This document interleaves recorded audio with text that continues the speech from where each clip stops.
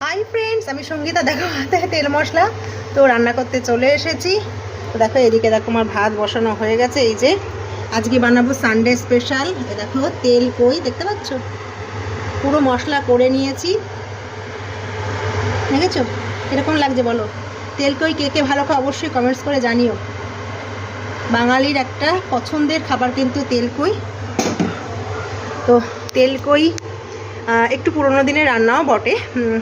তো আগে কিন্তু বাড়িতে তেলকুইটা অনেক বেশি হতো। এখন সময়ের জন্য অনেকেই অনেক করে উঠতে পারে না, তো সানডে হলে করা যায়। তো আজকে সানডে, আর আমার কর্তামশাই মাংসর থেকে মাছ বেশি ভালো খায়। তো চিকেন করব রাত্রিবেলা, এখন আর করব না, এখন শুধু তেলকই করব।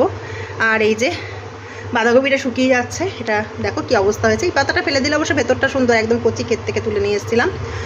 তো এটা করব চিংড়ি মাছ দিয়ে, ব্যাস আর কিছু করব না। আর রাত্রিবেলা চিকেন করা হবে। তো চিকেন ধুয়ে ফুয়ে সব ঠিক করে রেখেছি।